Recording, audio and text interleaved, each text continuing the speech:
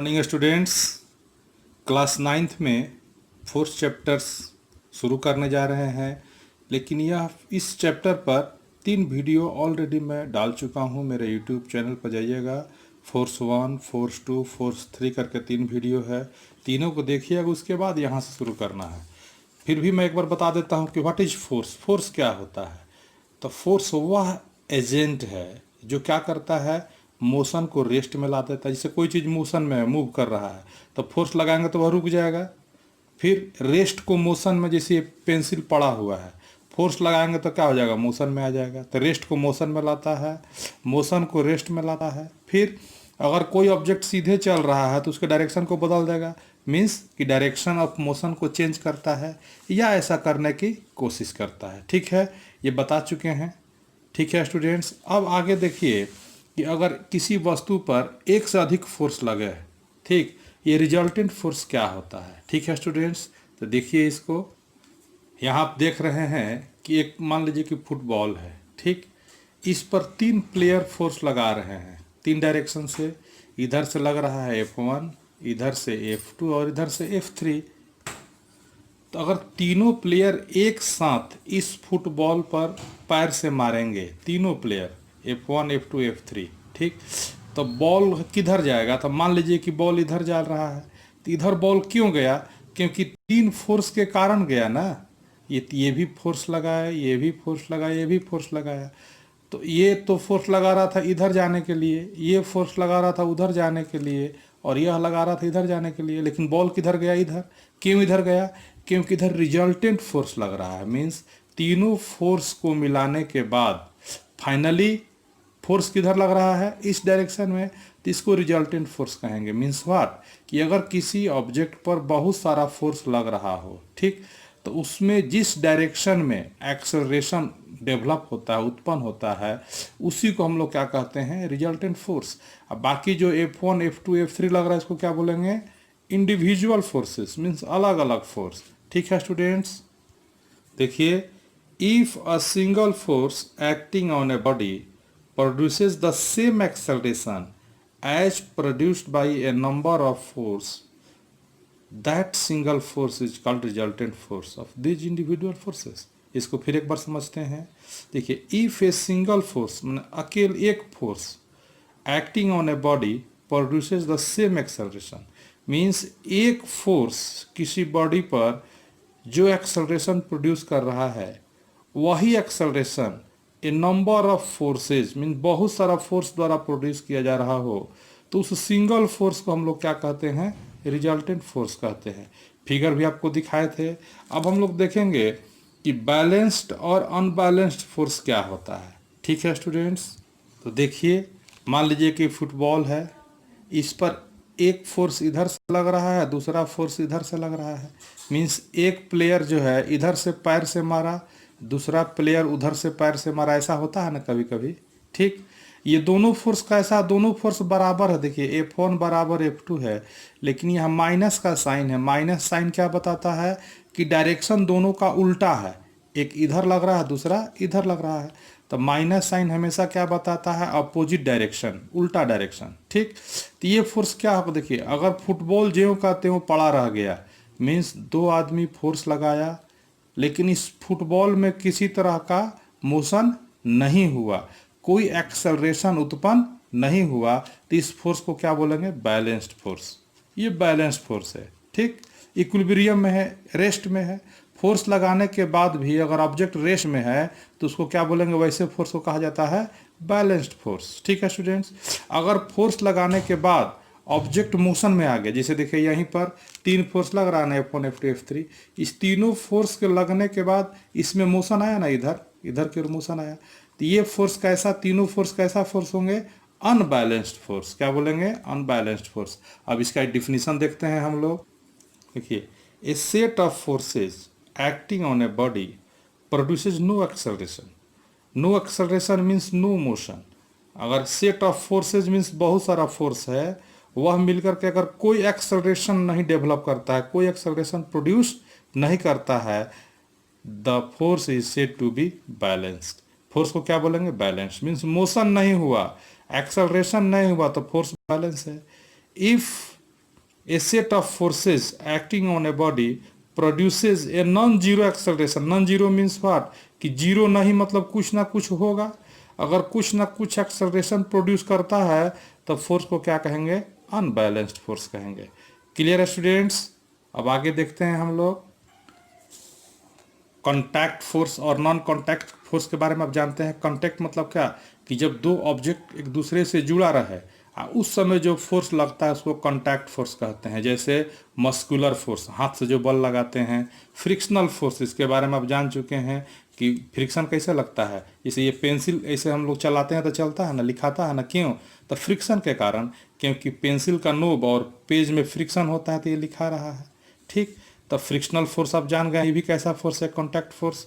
ये normal force, इसको normal reaction भी बोलते हैं, यह भी क्या होता है, कॉन्टैक्ट फोर्स होता है। ये कब लगता है उसको देखिए, देखिए नॉर्मल फोर्स, नॉर्मल रिएक्शन। जैसे मान लीजिए कि यह टेबल है, ठीक, इस टेबल पर कोई ऑब्जेक्ट, कोई वस्तु रखा हुआ है, ठीक, तो इस पर कौन कौन फोर्स लगेगा, तो देखिए जितना इसका वजन होगा, इस वस्तु का, इस ऑब्जेक्ट का जो भार होगा, वजन होगा, वह नीचे की ओर लगेगा। इसको हम लोग mg से लिखते हैं, यह वेट हुआ। ठीक, वेट कितना लग रहा है, mg। m क्या है इसमें, m इस ऑब्जेक्ट का मास है। ठीक, तो इसका वेट नीचे mg लग रहा है। और यह जो टेबल है इस पर भी फोर्स लगाएगा ऊपर की ओर, तो इसको क्या कहते हैं, नॉर्मल रिएक्शन या नॉर्मल फोर्स। ठीक, मीन्स ये कैसा फोर्स है, कॉन्टैक्ट फोर्स से जुड़ा हुआ है ना, तो कॉन्टैक्ट फोर्स से ऊपर की ओर लग रहा है। ठीक है, देखिए लिखे हैं कि इट इज अपवार्ड फोर्स। ये नॉर्मल फोर्स कैसा है, अपवार्ड माने ऊपर की ओर लगने वाला फोर्स है। It is upward force acting on a body by surface in contact. यह अपवार्ड फोर्स है, ऊपर की ओर लगने वाला फोर्स है, जो किसी बॉडी पर लगता है, किसके द्वारा, तो इस सरफेस के द्वारा। जो सरफेस कांटेक्ट में होता है वह सरफेस इस पर ऊपर की ओर बल लगाता है, उसी फोर्स को हम लोग कहते हैं नॉर्मल फोर्स। अब वेट क्या है, इसको पहले से भी जानते हैं आप लोग कि the force with which earth attract any body towards its centre. Means कि जिस फोर्स के साथ अर्थ किसी बॉडी को अपने सेंटर की ओर अट्रैक्ट करती है, खींचती है, उसी को क्या बोलते हैं, वेट बोलते हैं। इसका फार्मूला होता है, वेट को W से लिखा जाता है mg, जहाँ m क्या है, mass of the body, g क्या है, ग्रेविटेशनल एक्सेलरेशन। इसके बारे में डिटेल्स हम लोग आगे क्लास मैंने अगला चैप्टर में पढ़ेंगे। ठीक, इसका वैल्यू होता है 9.8 मीटर पर सेकेंड स्क्वायर। किसका वैल्यू, g का, g मतलब ग्रेविटेशनल एक्सेलरेशन का। लेकिन न्यूमेरिकल बनाते समय 9.8 के जगह हम लोग 10 मीटर पर सेकेंड स्क्वायर मैंने 10 लिख करके बनाते हैं न्यूमेरिकल। ठीक है स्टूडेंट्स। फिर देखिए फोर्स एग्जॉर्टेड बाय ए स्प्रिंग। आप देखते होंगे कि यह स्प्रिंग है, अगर स्प्रिंग को हम लोग दबाएंगे दोनों तरफ से तो कैसा कंप्रेस हो जाएगा। लेकिन कंप्रेस होने के बाद भी ये फोर्स लगाता है ना, जब कंप्रेस रहेगा तो किधर लगाएगा, ये इधर और इधर जाना चाहेगा, फैलना चाहेगा, तो उल्टा फोर्स लगाएगा। मतलब हम फोर्स लगा कर किसको दबा दिए, कंप्रेस कर दिए। देखिए दोनों तरफ से फोर्स लगा, इधर से भी हम लोग फोर्स लगाए, इधर से भी, तो ये दब जाएगा। लेकिन दबने के बाद ये उल्टा फोर्स लगा रहा है ना, तो जो ये उल्टा फोर्स लगा रहा है यही हुआ स्प्रिंग का फोर्स। ये कैसा फोर्स है, ये बाहरी फोर्स है, external force. Clear, means spring भी फोर्स लगाता है, ये कैसा फोर्स होता है, कॉन्टैक्ट फोर्स होता है। ठीक है स्टूडेंट्स। अब हम लोग देखेंगे गैलीलियोज एक्सपेरिमेंट। गैलीलियो एक साइंटिस्ट का नाम है। इन्होंने अपना एक्सपेरिमेंट किया, क्या किया कि देखा कि कोई ऐसा सरफेस है, जब यहाँ कोई बॉल हम रखते हैं और छोड़ देते हैं तो वह गिरना चालू हो जाता है। लेकिन उसने क्या देखा कि जैसे जैसे नीचे आता है उसका स्पीड बढ़ते जाता है। ठीक, फिर देखा कि अगर ऊपर की ओर किसी ऑब्जेक्ट को फेंकते हैं हम लोग ऊपर की ओर, तो जितना स्पीड से हम लोग ऊपर फेंके, जाते जाते इसका स्पीड क्या होगा, घटने लगता है। लेकिन अगर कोई प्लेन सरफेस है, ठीक, उस पर किसी वस्तु को जिस वेलोसिटी से हम लोग फेंकते हैं या छोड़ते हैं, उसका स्पीड बाद में उतना ही रहता है, मीन्स कोई अंतर नहीं आता है।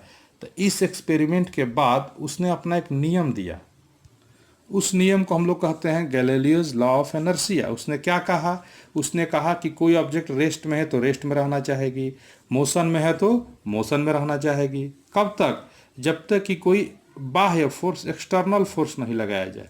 ठीक, तो गैलीलियो का ही नियम था, लेकिन इस नियम को न्यूटन ने मैथमेटिकली प्रूफ कर दिया। मीन्स मैथमेटिक्स के रूप में बांध दिया, इसीलिए हम लोग कहते हैं इसको Newton's first law of motion. ठीक है स्टूडेंट्स, अब देखिए Newton's first law of motion क्या है, तो देखिए a body at rest remains at rest, means कि कोई बॉडी रेस्ट में रहेगी तो रेस्ट में रहना चाहती है। ए body in motion remains in uniform motion, means अगर कोई बॉडी मोशन में है तो यूनिफॉर्म मोशन में रहना चाहती है, अनलेस मीन्स जब तक एन एक्सटर्नल फोर्स माने बाहरी बल is not applied on it, माने जब तक उस पर बाहरी बल, बाहर से बल नहीं लगाया जाए। मीन्स कि अगर आपने इस पेंसिल को यहाँ छोड़ करके चले गए तो अगर कल आइएगा तो ये पेंसिल यहीं पड़ा रहेगा, कब तक, जब तक कि कोई बाहरी बल नहीं लगाया जाए। या किसी बॉल को हम मोशन में ला करके छोड़ दिए तो वह बॉल मोशन में तब तक रहेगा जब तक उस पर कोई बाहरी बल मीन्स उसको हाथ से कोई पकड़े नहीं, तब तक वह रेस्ट में नहीं आएगा। यही न्यूटन का फर्स्ट लॉ ऑफ मोशन है। फिर एक बार देखिए, a body at rest remains at rest, a body in motion remains in uniform motion unless an external force is not applied on it. Newton's first law of motion is also known as law of inertia. इसको inertia का नियम भी कहा जाता है। ये inertia का नियम किसने दिया था? गैलीलियो ने दिया था। ठीक है स्टूडेंट्स, देखिए ये क्या कहता है कि ए body in motion remains in motion, means कोई अगर बॉडी मोशन में है तो मोशन में रहना चाहेगी। ए body at rest remains at rest, अगर कोई बॉडी रेस्ट में है तो रेस्ट में रहना चाहेगी। This is known as law of inertia या गैलीलियोज लॉ ऑफ इनर्शिया, इसी को लॉ ऑफ इनर्शिया कहा जाता है। ठीक है स्टूडेंट्स, ठीक, देखिए यह स्टूडेंट पर भी लागू होता है। जैसे कोई स्टूडेंट जो है वह पढ़ेगा तो खूब पढ़ता है, ठीक, उसको मना करना पड़ता है कि भाई इतना ज़्यादा मत पढ़ो, है ना। अगर कोई नहीं पढ़ेगा तब बिल्कुल नहीं पढ़ता है, ठीक, कब तक, कि जब तक उस पर बाहरी बल नहीं लगाया जाए, मीन्स जब तक उसको डांटा नहीं जाए, समझाया नहीं जाए, पीटा नहीं जाए, तब तक वो पढ़ने नहीं बैठेगा। ठीक, मीन्स मोशन में है तो मोशन में रहेगा, रेस्ट में है तो रेस्ट में रहेगा, इसी को क्या कहते हैं? इनर्शिया कहते हैं। ठीक है स्टूडेंट्स, अब there are 3 types of inertia. Inertia 3 तरह का होता है। Inertia of motion, means motion में है तो मोशन में रहना चाहेगा, इसी को इनर्शिया ऑफ मोशन कहते हैं। Inertia of rest, means rest में रहना रहता है तो रेस्ट में रहना चाहेगा, this is known as inertia of rest.